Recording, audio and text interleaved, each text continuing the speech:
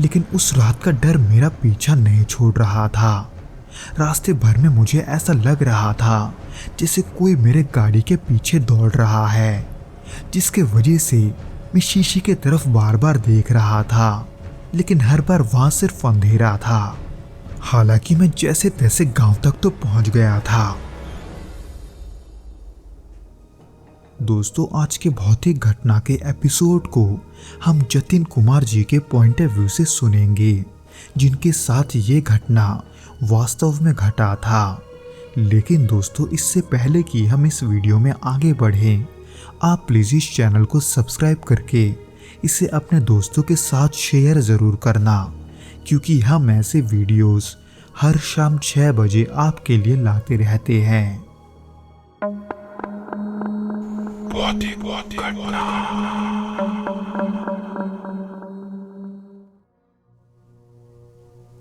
ये घटना 2011 की है, जब मैं ट्रक चलाने का काम करता था।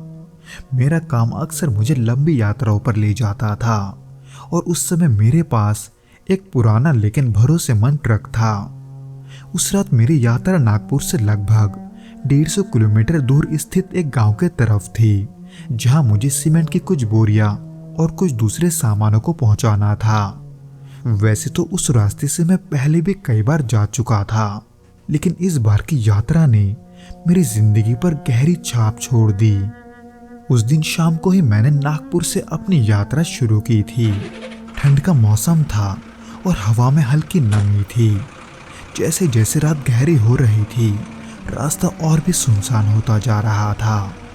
सड़क पर दूर दूर तक कोई गाड़ी नहीं दिख रही थी और अंधेरा इतना था कि ट्रक की हेडलाइट्स के अलावा अंधेरे को चीरने वाली कोई रोशनी नहीं थी। जंगल के पास से गुजरते हुए झिंगुरों की आवाजें और हवा के साथ पेड़ों की सरसराहट माहौल को थोड़ा डरावना बना रही थी।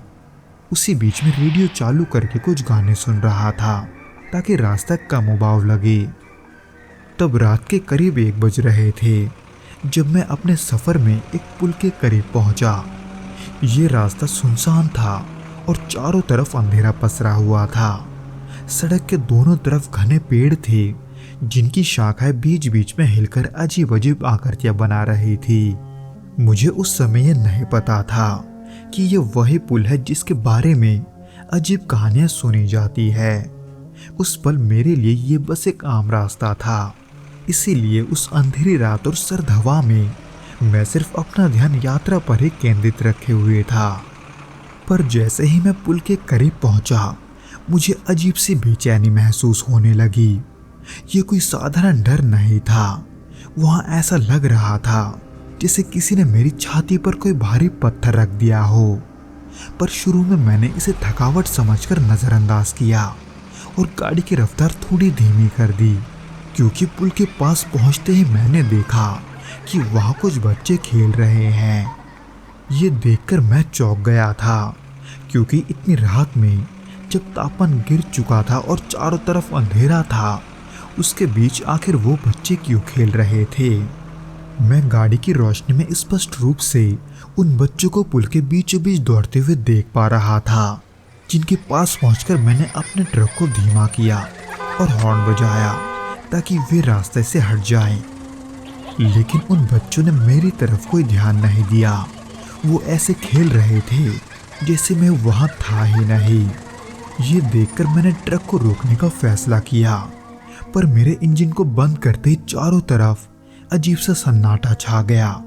यहाँ तक कि झिंगुरों की आवाज भी अब सुनाई नहीं दे रही थी।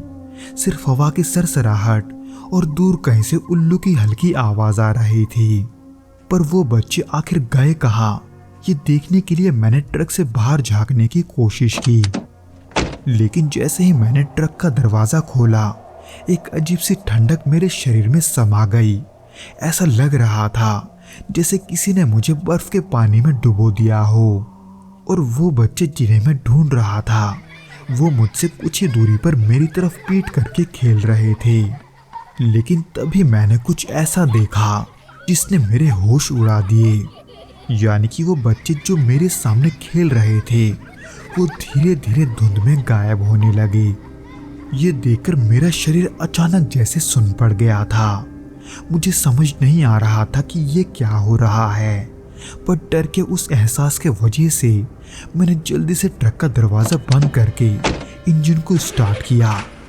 हालांकि मैं वहाँ से थोड़ा आगे निकल गया था, लेकिन गाड़ी चलाते वक्त मेरे हाथ कांप रहे थे और मेरा दिल ज़ोर ज़ोर से धड़क रहा था।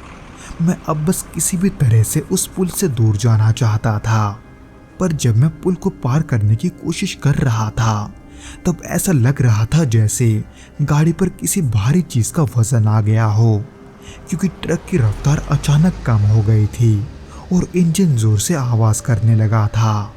पर फिर भी मैं इस उम्मीद में आगे बढ़ता रहा कि उस पुल को पार करते ही ये सब रुक जाएगा। लेकिन जैसे मैंने पुल को पार किया, मुझे ट्रक के अंदर से बच्चों की आवाज़ सुनाई दी। लेकिन ये हंसी मासूम नहीं थी, बल्कि वो गूंजती हुई किलकारियाँ बहुत खौफनाक थी। हालांकि जब मैंने शीशे में पीछे देखा तो ट्रक में कोई नहीं था, पर उसके बावजूद भी उस हंसी को सुनकर मेरा पूरा शरीर बेजान हो चुका था। ऐसे मानो कि मुझ में थोड़ी सी भी शक्ति नहीं बची थी। पर फिर भी हिम्मत करके मैंने तेजी से गाड़ी भगाई और गांव की तरफ बढ़ने लगा। लेकिन उस रात का डर मेरा पीछा नहीं छोड़ रहा था। रास्ते भर में मुझे ऐसा लग रहा था जैसे कोई मेरे गाड़ी के पीछे दौड़ रहा है, जिसके वजह से मैं शीशे की तरफ बार बार देख रहा था, लेकिन हर बार वहां सिर्फ अंधेरा था।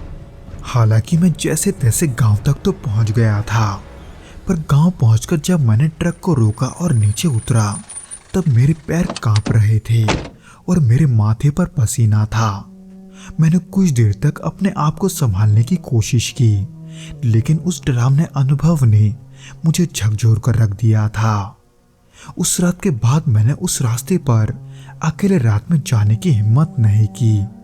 हर बार उस पुल की याद आते ही एक अजीब सी बेचैनी मुझ पर हावी हो जाती है, क्योंकि मेरे इस घटना के बाद मैंने उसी गांव के कुछ बुजुर्गों से ये सुना था कि उस पुल के नीचे कभी एक परिवार पानी में डूब गया था, जिसके वजह से कहा जाता है कि उनकी आत्माएं अब भी वहां भटकती है। मुझे नहीं पता कि उस रात जो हुआ वो किसी दिमाग की थकान का नतीजा था या उस जगह की कोई अनकही सच्चाई, लेकिन मैं इतना जरूर कह सकता हूँ कि उस अनुभव ने मुझे ये सोचने पर मजबूर कर दिया कि इस दुनिया में हर चीज के पीछे एक कहानी छुपी होती है, जो कभी कभी हमें दिखती नहीं, बस महसूस होती है।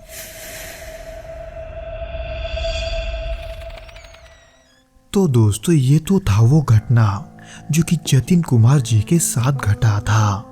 उम्मीद करता हूँ कि आपको यह पसंद आया होगा, और अगर आया हो तो प्लीज़ इस वीडियो को लाइक करके इसे अपने दोस्तों के साथ शेयर ज़रूर करना, और हमें कमेंट करके ये ज़रूर बताना कि आपको ये वीडियो कैसा लगा।